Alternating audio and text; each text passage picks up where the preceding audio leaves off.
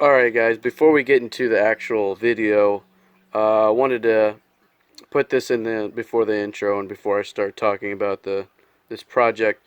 I never wanted to put this one up because I thought it was kind of a dumb video, but we need some filler video in. So this was made in February, right before the virus started hitting us. So uh, I didn't really kind of complete the video, but I still wanted to put something up. As you guys know, our shop got robbed or ransacked.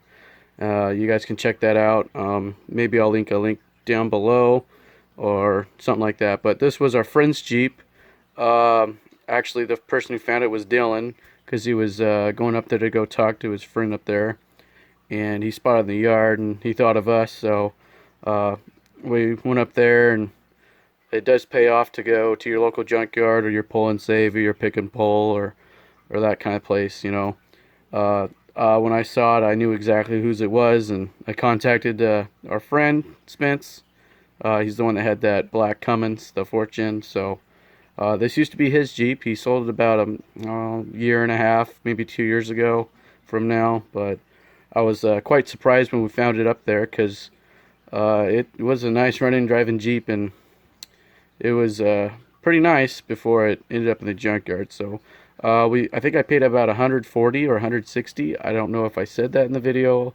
I guess we'll find out, because I'm just starting editing the intro and stuff like that. So I wanted to guys give you some clarification of we're still doing stuff. Dylan's getting the front axle for that Dodge, so that'll be probably the next coming video, or Garrison's video, which is going to be about his new motor for his black turbo XJ. So that'll be in the works as well. But we're still going on. We're still going to be making videos. I know there's been a dilemma for a while, but that's also because we all have jobs and we all have to work. So things do catch up to us. This is not a full-time job for us. This is kind of a when we want to pick up the camera, record something. So we're just going to put some videos up and try to get some up there so you guys can keep watching some content. So anyway, have a nice time watching the video, and I'll show some awesome footage of this beautiful XJ that was once Spencer's. This could be us. So back to what I was saying.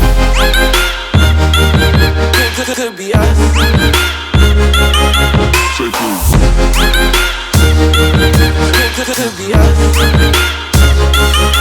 Say please. Could be us. Say please. Could be us. What's going on, guys? It's a nice, beautiful day out here. So as you can tell, the title of the video is saving XJ parts from the scrapper. I went over this Jeep on our Instagram at LCVD Dudes. So if you did watch that, that kind of explains a little bit of this Jeep. But I'm gonna go over it again here for you guys. So like I said, I'm gonna explain a little bit about this Jeep. This actually used to be our friend Spencer's Jeep. This was his Wheeler. Like I said on Instagram, I'm gonna go over this a little bit more. This was his Wheeler. This is a 92 Cherokee. He sold it about a year ago to a young lady, and of course, during that time, it has changed a lot of hands. We don't know how many exactly, but the last owner did put an exhaust system back on it, and that was about 3 months ago. So that was about February or March. But anyway, we'll go over this. So this does have a lot of good components, or parts on it. It still has a 6.5-inch rough country long arm lift kit on it. It has a SYE. It does have lockers in it. It does have a motor and trans still in it that I've been taking off. It does have a bumper that I already took off. A lot of this stuff I took off last night. I was just in a rush. I need to get it done here pretty soon for our friend who's moving another truck in here. So that, and I didn't have the GoPro last night. It was still charging. It was at my house. So but anyway, let's go over a little bit more of this stuff and why, of course, I picked it up. One main reason why I picked this up was, I kind of wanted to save the parts. They're good parts. If you guys know the pricing on how much the 6.5-inch long arm rough country lift kit is, you know it's about $1,500. The SYE is about $300 or $400 plus the drive shaft that was with it. That's, you know, that kit alone is $500 to $600. So a lot of these parts are going to be going on to the chili pepper. It's another reason why I picked it up. The long arms are going to go on the chili pepper. I was going to buy a set of long arms before I found this, and surprisingly I was like, well, I can save some money. So you can get good deals if you do talk to your guys' scrap yard. If you find a nice parts Jeep, I would suggest pick it up. Maybe pay a little bit more than scrap price, what they normally pay. So ours is about $60 a ton. So I paid $160 for this Jeep. So in the long run, that's a good investment, $160. So, you know, there's about $3,000 worth of parts on here. So that adds up pretty quick. So $160 investment is pretty good. So I will be taking this thing apart. I'm going to show some videos about taking it apart. It's basically a reverse order of how you install your lift kit. If you guys don't know how to do that, these rough country long arm lift kit's a little new to me. I've never worked on a long arm rough country lift kit. The only lift kits I ever worked on were the IRO ones from Jake's build, his white Cherokee, and also his Comanche build. But once again, I'm not going to do too much video work on this. This is just going to sit here in the shop. I might do some time lapses, but not a lot because I only have one battery for the GoPro right now, and it only lasts so long. So I will touch and go with you guys and show you the parts as they come off.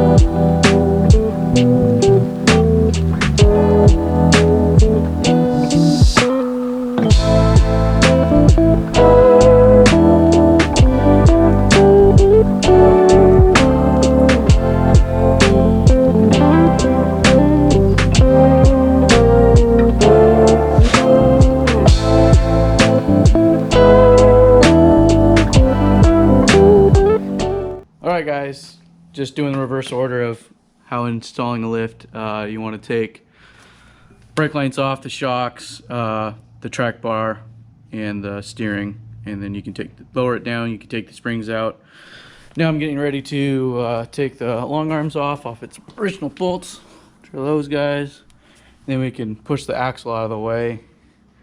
Then we can start taking the motor and the long arm slash cross member bracket off, and then we can lower that all down, and then we can take the rear end out. It's not too difficult. It is really greasy and muddy under there though, so that's always a fun thing to do. But so if you're worried about being greasy, wear gloves, I guess. But let's keep continuing on, and I'll keep time-lapsing as well. And then I'm also helping Dylan over here. He's fixing his Honda. Someone decided to put a plastic transmission mount on it from an automatic. It's right here. Oh, yeah. It broke clean in half. The automatic ones are supposed to be plastic, and he's got it's 5-speed or 6-speed? With 5-speed. 5-speed, but he's eating lunch now. So, Mm. so we're trying to fix that. He made a mount up from some tubing and some metal. But we're trying to uncross-thread a cross-threaded bolt that was originally cross-threaded, so we're trying to do that. So anyway, we'll keep continuing, and maybe I'll do some of Dylan's car if he wants to, but working on a little bit both things. But anyway, let's get back to it.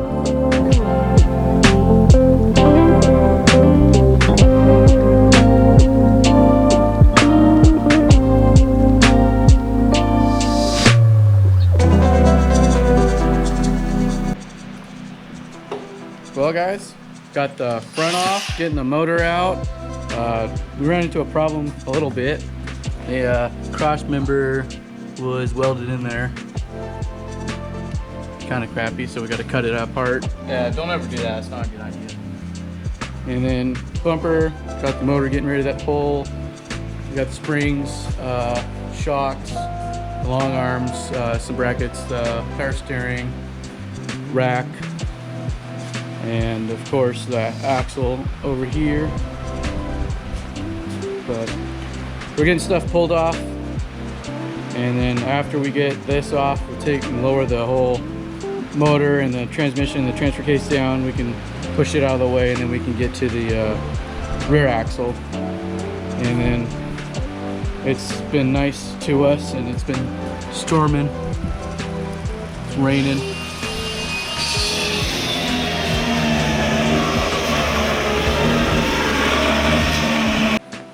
Well guys, we got the engine, transmission, transfer case out.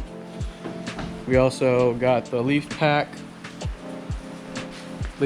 out because they did a bastard pack lift, so we just took the rest of the pack off and left the main leaf there. We got the rear axle off with the pumpkin. This is a part that our friend wants back. His dad painted this, so it means a lot to him, and he's glad to have it back. Hopefully we'll convince him to put it back on his other Jeep, which is we call Princess because it's a clean 2001. We're pretty much gonna nitpick it. Got to take the starter off, take a few other things off, probably take some stuff off in the interior, see what we can save, probably the front seats.